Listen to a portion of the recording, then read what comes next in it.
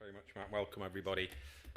In similar vein to the first question, it was good to see there are people from NGBs, local authorities, but I've got a couple of quick questions for you as well, if that's okay.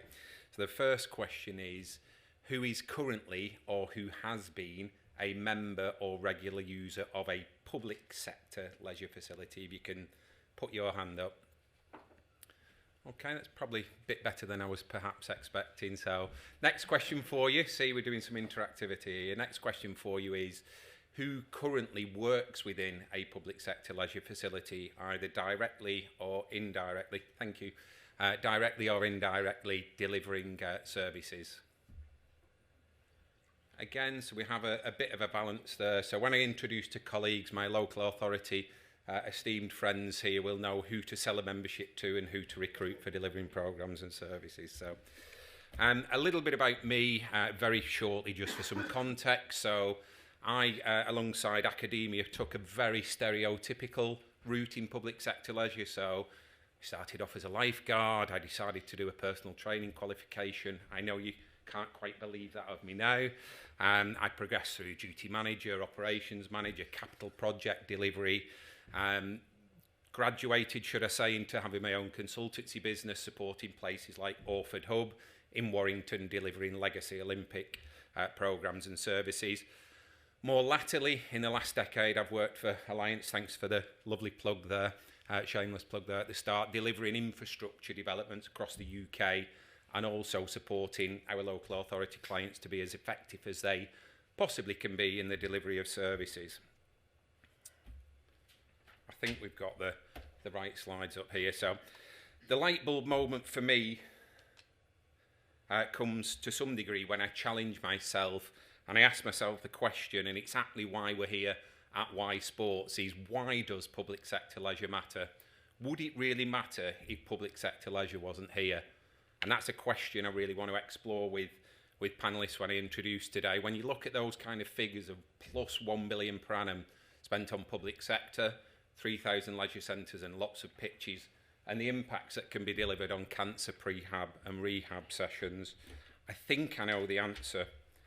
And I think the answer for me comes in the fact that we know physical activity delivers multiple outcomes, whether that be from cardiovascular through to musculoskeletal type programmes through to dementia. £9 billion worth of social outcomes delivered in terms of public sector leisure. And when we look at that, the average social value per person per annum who visits a UK public sector leisure centre is running over £100. Now, when you multiply that, I won't put you on the spot, Matt, but all of the data that is collected, we're talking hundreds of thousands, if not millions of data points that we're collecting from people who are using public sector leisure facilities. As I say, circa £9.5 billion worth of health improvements. And you can see from some of the figures there where that sits against also dementia, type 2 diabetes. Interestingly, I'm kind of pinching somebody else's speech here because I was at the APTI conference over in Belfast. I was sat through a slide from one of the heads of service in Northern Ireland, and he put this slide up on the screen. I'll explain what it is. It was a capture of his diary that week and the agencies that he'd had to interact with as a head of leisure. And I think you can clearly see from that we have a really small thing called leisure providers over here, and everything else is pretty much not what a leisure centre may be perceived to be.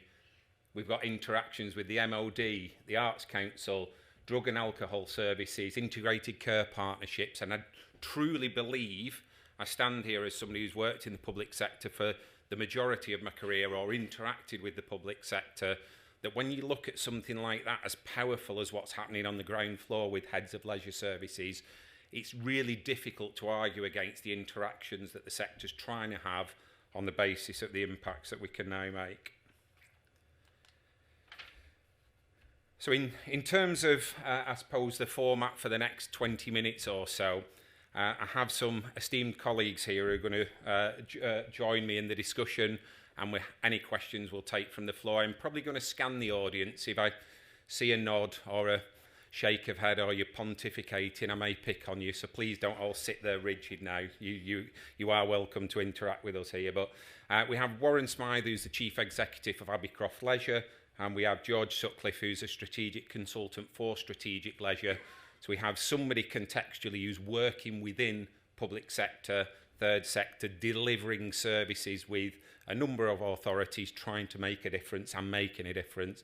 And we have George as a consultant. So if I could just ask 2 minutes each, gents, if you could, if I start with you, Warren, if you was typically doing that then, if you can just give us a bit of a potted history about Cilla Black, what's your name, where you come from? Yeah, James kindly introduced me. I'm the current Chief Executive of Abbeycroft Leisure. We're a leisure trust under its sort of normal industry name, that operates predominantly in Suffolk. We cover about half the county. We manage 13 facilities in about 10 different communities. But in addition to that, we have a health and wellbeing team commissioned by the local NHS Foundation Trust and some other health system partners to deliver a range of initiatives. We are an MSK pilot programme. We're also a moving community place pilot, and we have an active communities team that works in 3 core communities identified by the health system for extra work. And we have an outdoor pursuits function whose primary goal is to resolve food poverty, which is a slightly different thing. We'll have to come back to it if someone's interested. My career started, I was a holiday programme leader on a programme that specialises in children with disabilities. I did the lifeguard stint, the duty manager stint, and so on and so forth.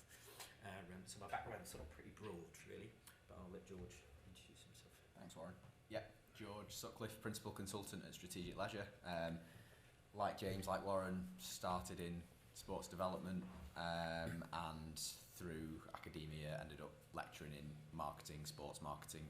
I joined Strategic Leisure in 2017 and a bit of a baptism of fire, really. It's like no other industry. We look at strategic planning, options appraisals, feasibility, all of the background work in order for large-scale developments like Warren just spoke about to happen. So a lot of the time we're an extra pair of hands for public sector organisations in trying to drive increase in participation, improvements in health and bricks and mortar developments. Thanks very much, George. I'm not quite sure what the common theme is there. We all started off in leisure. Was it we couldn't escape, or was it we're passionate? And probably a bit of both there, I think, with that. But a couple of questions that I'm going to direct at the panel with Warren and George, and then equally open up to the floor if there are any comments that you may have. So if I can stick with yourself, George, in terms of your role as a consultant when you're looking at supporting councils on investment strategies, how do you go about that? How do you typically assess those requirements when a council's looking at what's available to them for investing in their portfolio? Yeah, thanks, James. Like James has mentioned, if anybody has questions as I'm going through, please feel free just to ask. I think there's 7 key steps, really, to assess the requirements for developments. I think, firstly, an organisation needs to understand what the challenge is and how a development may overcome those challenges. Secondly, everything needs to be outcome driven. So if you're a local authority, for example, everything should really align to both national and local policy and plans. A lot of the stuff that Matthew touched on, it needs to be led by insight. It needs to, you need to have really good key stakeholder consultation with partners, with local people who are actually going to use the facility if something is developed.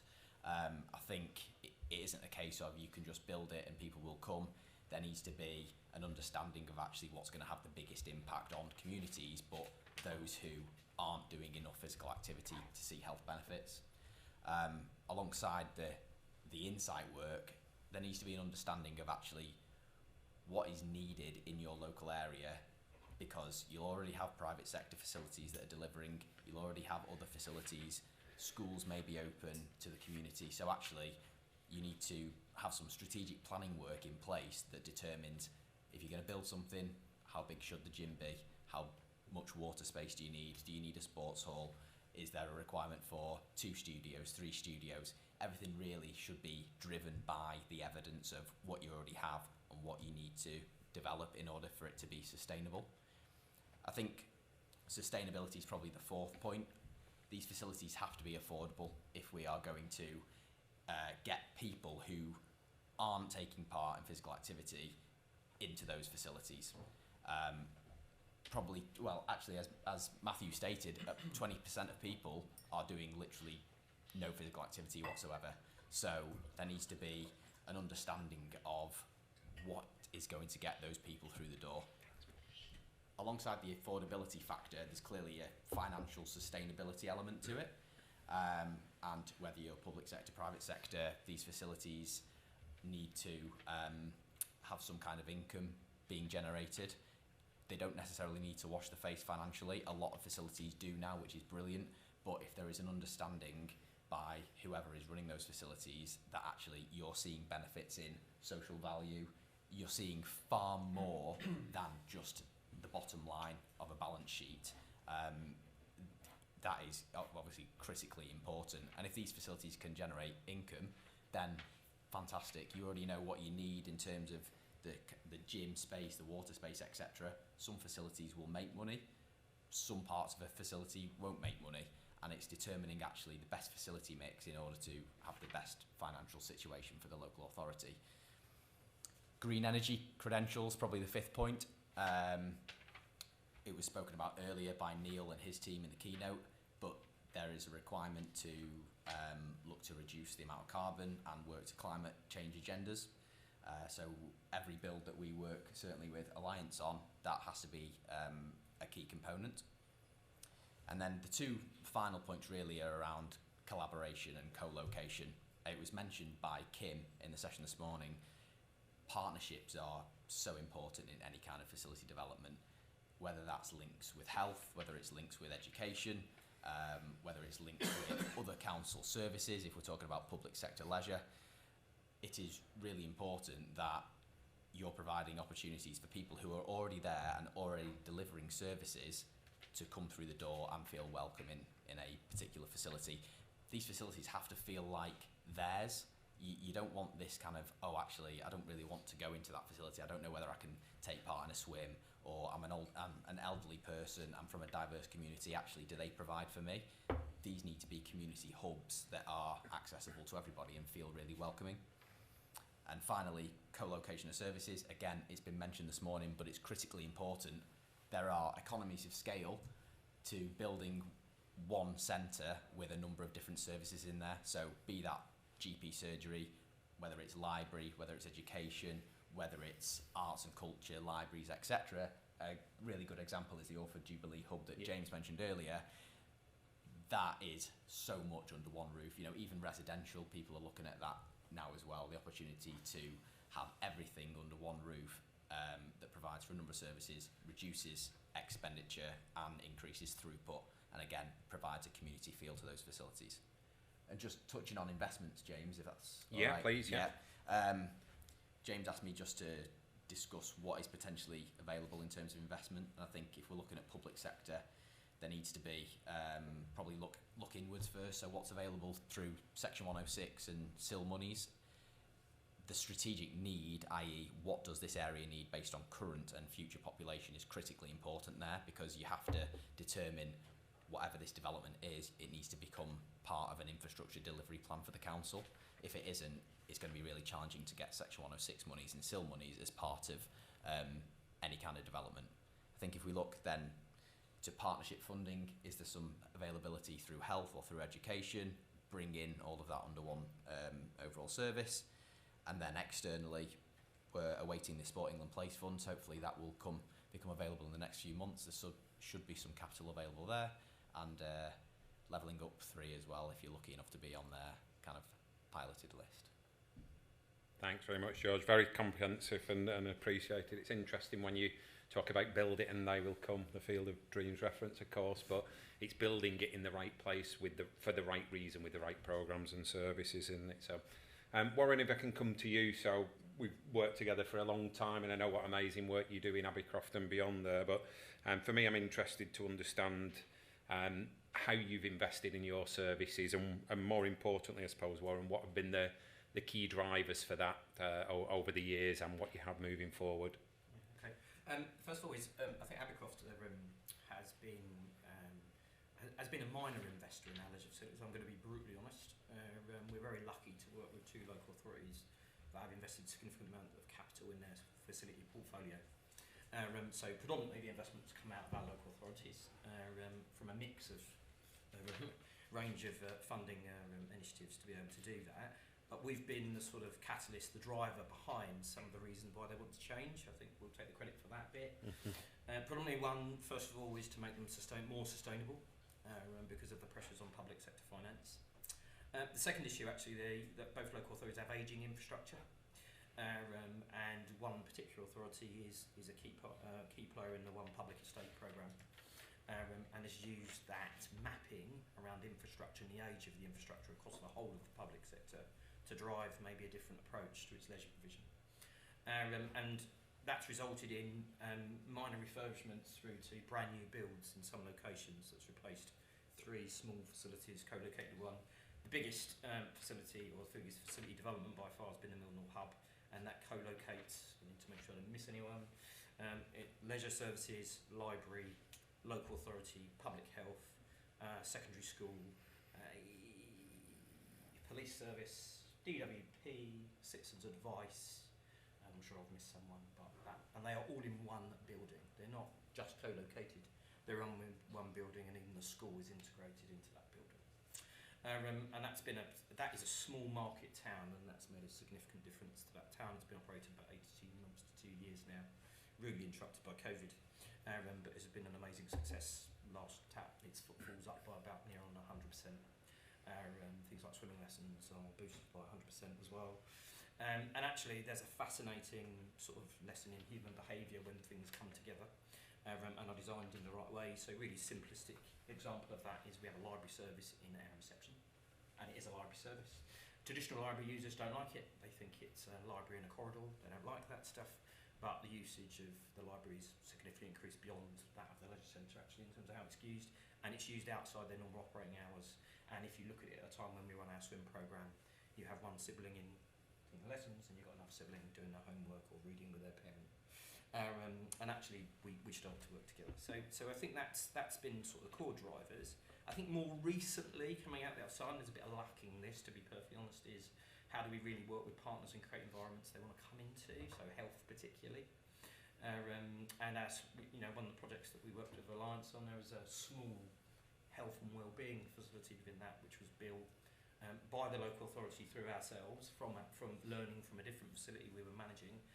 We wish we'd mostly build it twice the size of what it is at the moment. It now houses everything from community midwifery, MSK clinics by the NHS, sexual health clinics, all sorts of things really in terms of what that is. There's a benefit to that, and we are effectively the landlord. We draw an income from that. It's a different income as well. And then the secondary impact of that is seamless handovers between teams around how do you transition people into the other health pathways we have. And then longer term, where appropriate, and cost is a barrier, I fully understand that, we can transition them into being an end user. That becomes a far more seamless handover service. So it's easy as going, James is the GP or the MSK physio, and he's going to hand you to Warren, who's the health and wellbeing practitioner, who's going to talk to me about the opportunities that are there. In one place, it makes such an amazing difference and stops the dropout between, if you like, being at GP surgery and then having to travel 20 minutes to your leisure centre.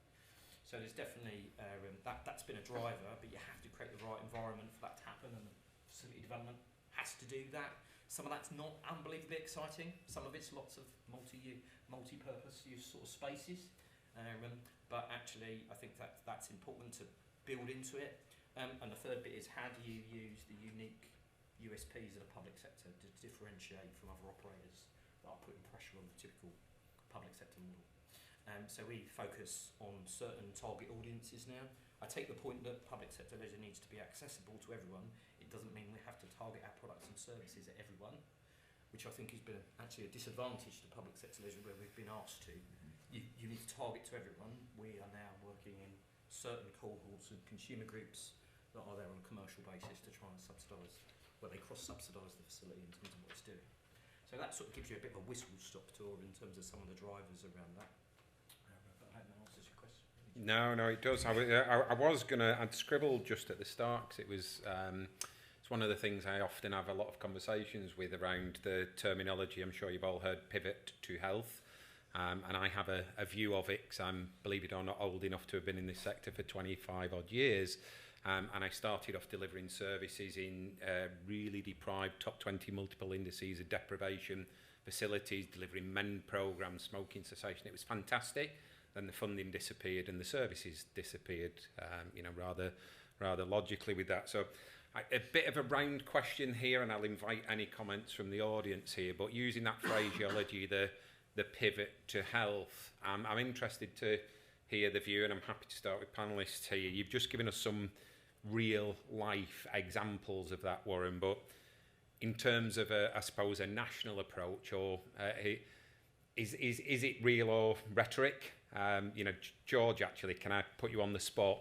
You work with multiple local authorities, so when you're having this conversation around investment, people will throw terminology out there, but and you can speak openly and candidly in the room, George, because it's somewhere we're trying to get to. Are you seeing it as a reality where people are committing now, or is it a rhetoric of where somebody may want to get to, but they're not quite prepared to commit just yet? I think it's a really good question. I think it's a long-term behaviour change process, to be honest, and I think the principles are correct, but I think it's going to take a long time to actually see the real benefit of providing an overall health service through physical activity in leisure centres, rather than kind of just saying it. I think so much of it is driven by party politics as well, to be honest, and this is me being quite honest. We're working with some organisations, and it becomes extremely challenging working with people who would like to see either facilities stay open or close based on what their political kind of agendas are.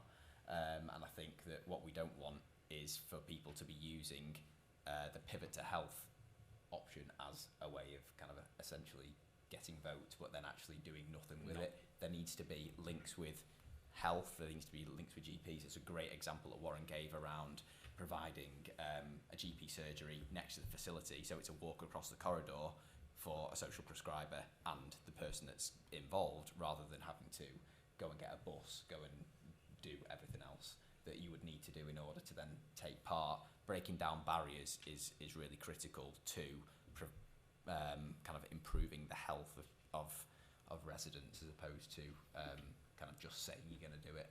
So I think, in short, I think some people are doing it really, really well. I think some people want to do it, but don't have the kind of investment opportunities, because you have to spend in order to be able to provide these services. You have to spend in order to deliver the return. That's my view on it. But It's a difficult, because one's tangible hard cash and one is not necessarily tangible hard cash.